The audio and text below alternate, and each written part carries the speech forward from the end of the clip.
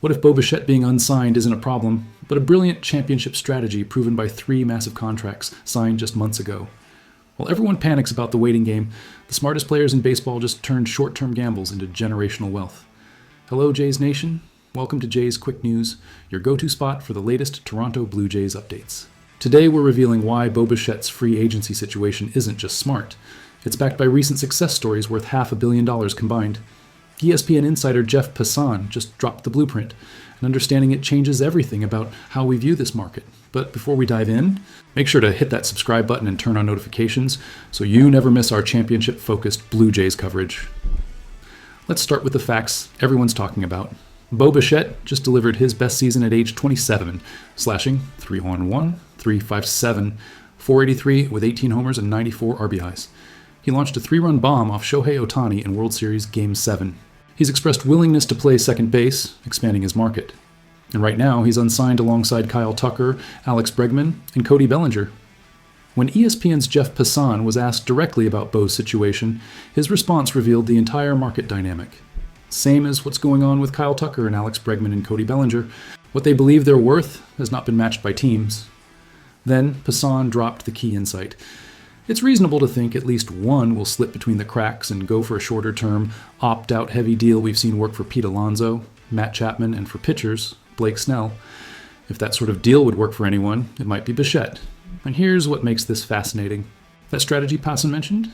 It's already created 3 massive paydays worth $488 million combined in the last 12 months. Pete Alonso signed 2 years, with an opt-out for $54 million with the Mets, bet on himself with a monster 2025 season, 38 homers, 126 RBIs, then cashed in with 5 years and $155 million from Baltimore this December.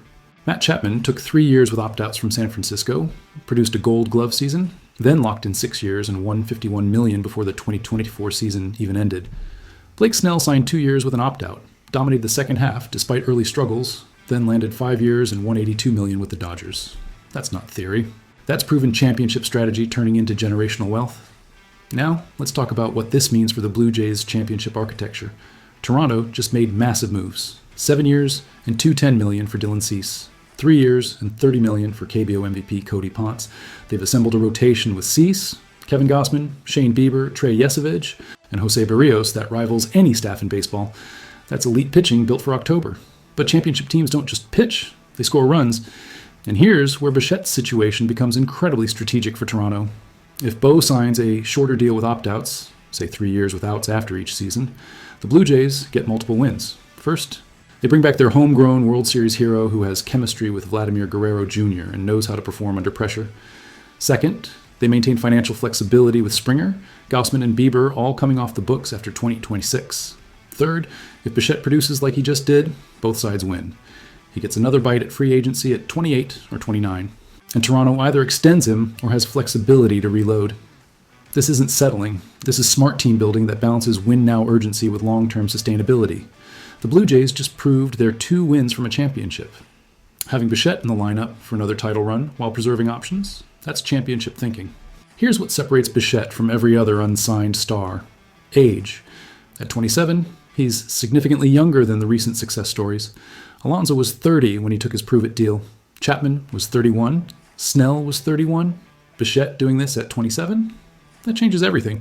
If he signs 3 years with opt-outs and produces similar numbers to his 2025 breakout, he re-enters the market at 28, younger than those guys were when they first took their short-term gambles. He'd have 4 seasons of elite production as evidence, including World Series performance, and he'd be entering his absolute prime years with a track record of durability and clutch performance. The injury concern from missing September. He answered that by crushing a homer off the best player in baseball in the biggest game of the year. That's not a red flag. That's proof he rises to the moment. Teams looking for insurance policies aren't championship organizations. Teams betting on talent at the right age are. Here's where Ross Atkins and the Blue Jays front office earn their money. The current free agent market features Tucker as the clear number 1, likely commanding $400 million plus. Bregman is seeking 6-year security after opting out of his Red Sox deal. Bellinger wants long-term commitment. That market congestion creates opportunity for intelligent organizations. If Toronto goes big on Tucker, they're probably out on Bichette.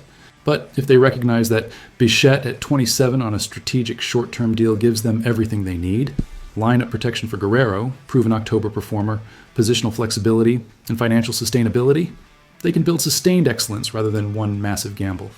Passan noted that Toronto could realistically land one, two, or potentially none of these stars. But here's the strategic insight. Bichette on a 3-year deal with opt-outs isn't settling.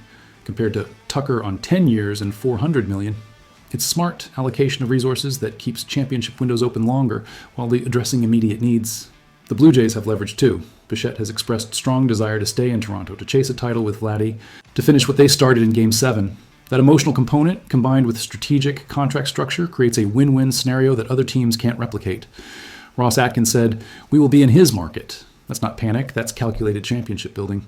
And here's the beautiful part for both sides.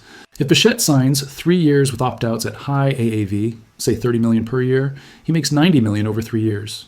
If he produces like 2025, he opts out and lands that massive long-term deal at 28. If the market shifts unfavorably, he's already secured $90 million guaranteed. The downside is protected, the upside is unlimited. That's championship-level negotiation. Here's the championship truth. Bo Bichette being unsigned isn't a crisis. It's the market recognizing that short-term deals with opt-outs have created nearly $500 million in contracts for 3 players in the last year.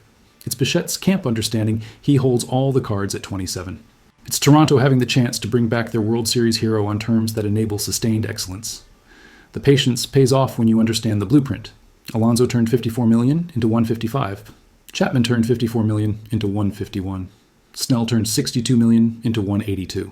Bichette is perfectly positioned to prove it again, and the Blue Jays are perfectly positioned to benefit from championship-caliber talent on championship-caliber terms. What do you think, Jays Nation? Is the short-term, high AAV strategy the smartest path for both Bichette and Toronto? Drop your championship-focused thoughts below. And if you want more strategic Blue Jays analysis that goes beyond surface-level panic, smash that subscribe button and turn on notifications.